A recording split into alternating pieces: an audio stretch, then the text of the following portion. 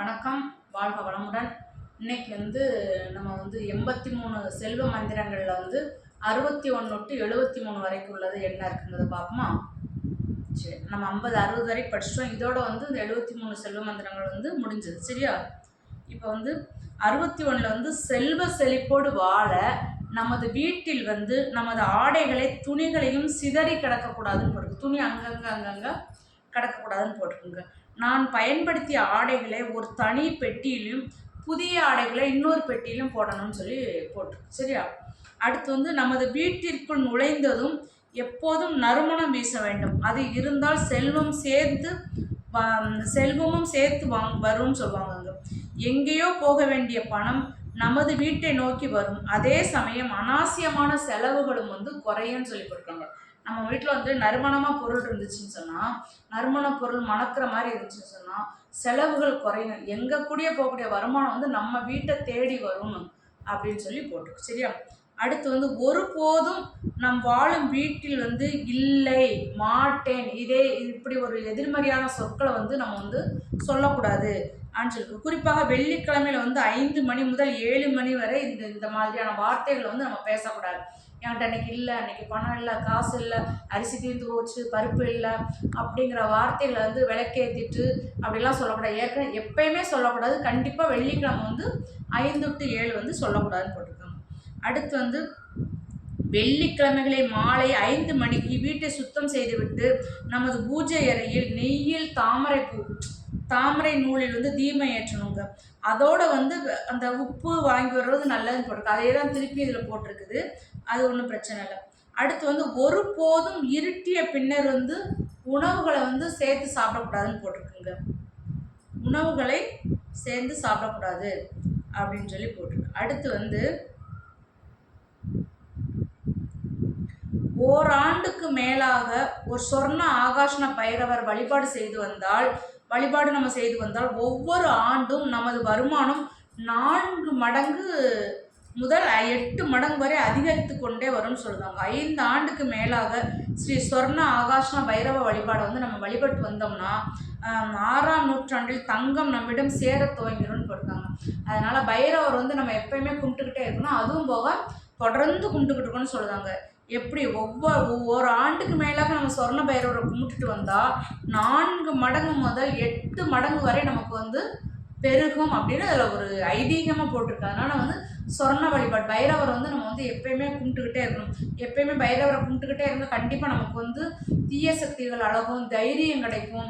தேய்பிர அஷ்டமிக்கு தீபம் போட்டு நம்ம வணங்கிட்டு வந்தோம்னா ரொம்ப விசேஷமாக இருக்கும். சரியா? அடுத்து தைரியமாக ஒருவன் தர்மம் செய்தால் துணிவாக லக்ஷ்மியும் அவள் வீட்டை தேடி வருவான்னு சொல்லுதாங்க.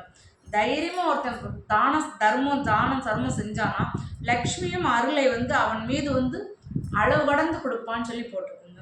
அப்புறம் அதிகாலையில் 4 மணி முதல் 5 மணி வரை பிரம்ம முகூர்த்தத்தில் எழுந்திரிச்சு வாசல் தூத்து தொழிச்சு கோலம் போட்டு நம்ம இறை வழிபாடு பண்ணிட்டு வந்தோம்னா அன்னைக்கு அப்போ 100 மடங்கு பலன் கிடைக்கும்னு சொல்லி போட்டிருக்குங்க.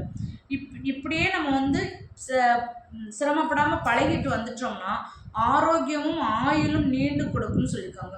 இந்த நேரத்தில் தான் தேவர்களும் முன்னோர்களும் நம் வீட்டை நோக்கி வருவார்களாம். அப்போது விழித்திருந்த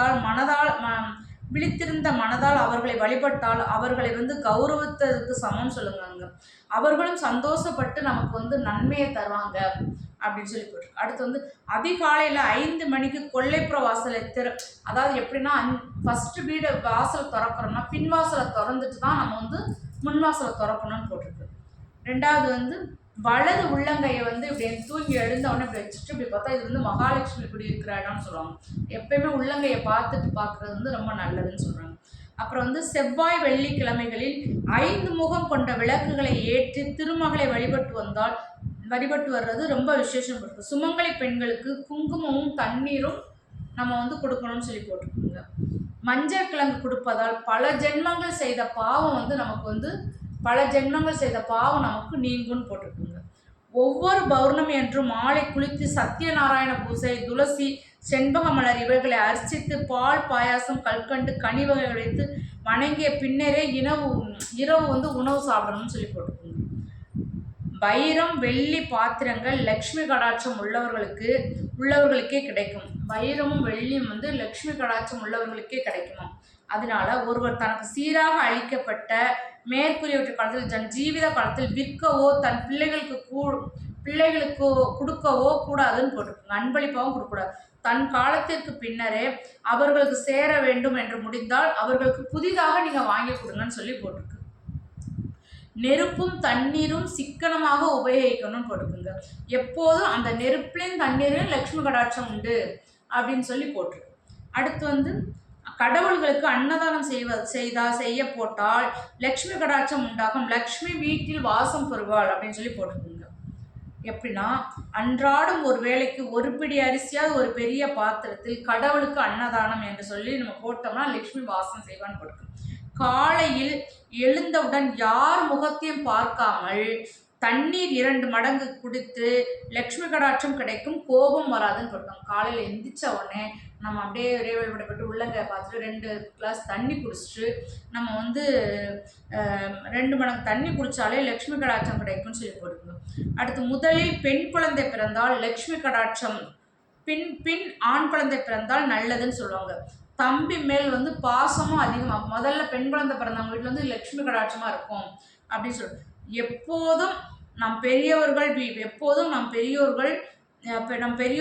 வீட்டில் சிரிப்பும் ஆனந்தமும் பெருக வேண்டும் சொல்லி போட்டுருக்காங்க. எப்போதும் வீட்டில் வந்து சந்தோஷம் மகிழ்ச்சி இருக்கணும்னு சொல்லி போட்டுருக்காங்க.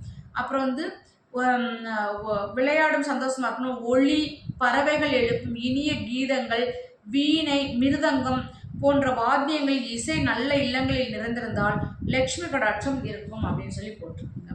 இதையெல்லாம் செய்தால் இருக்கிற செல்வம் தங்கும் போட்டிருக்குங்க. லக்ஷ்மி தேவி நம் வீட்டில் வந்து ஓடி வருவான்னு போட்டிருக்குங்க. 73 நம்ம சொல்லியாச்சு, எல்லாத்தையும் படிச்சாச்சு, தெரிஞ்சாச்சு. இனி வந்து நம்ம வீட்டுக்கு லக்ஷ்மியை வர வைக்கிறதுக்கு என்ன செய்யணுமோ அதை நம்ம செஞ்சு லக்ஷ்மியை வீட்டில் கூட்டு வைப்போம். சரியா? அதனால் கொஞ்சம் நல்ல பழக்க வழக்கங்களை வச்சு வீட்டில் வந்து இதே மாதிரி இல்லைன்னு சொல்லாமல் தானம் தர்மம் செஞ்சு மக்களுக்கு ஏழைகளை கொடுத்து பெரியோர்களை மதித்து இருந்தாலே நம்ம வீட்டில் வந்து மகாலட்சுமி பிரம்ம முகூர்த்தத்தில் சாமி வழிபாடு பண்ண இப்படியான இருந்தால் கண்டிப்பாக நம்ம வீட்டில் செல்வம் பெருகும். உங்களுக்கும் கண்டிப்பாக செல்வம் பெருகும், ஆரோக்கியம் பெருகும். மீண்டும் ஒரு நல்ல பதிவுடன் உங்களை சந்திக்கிறேன். நன்றி, வணக்கம், வாழ்க வளமுடன். திருச்சிற்றம்பலம். ஓம் நமச்சிவாயா. என்னோட சேனல் உங்களுக்கு பிடிச்சிருக்கும். கண்டிப்பாக லைக் பண்ணுங்கள், ஷேர் பண்ணுங்கள், சப்ஸ்கிரைப் பண்ணுங்கள். புதுசாக பார்க்குறவங்க சப்ஸ்கிரைப் பண்ணுங்கள். மீண்டும் ஒரு நல்ல பதிவுடன் உங்களை சந்திக்கிறேன். வணக்கம்.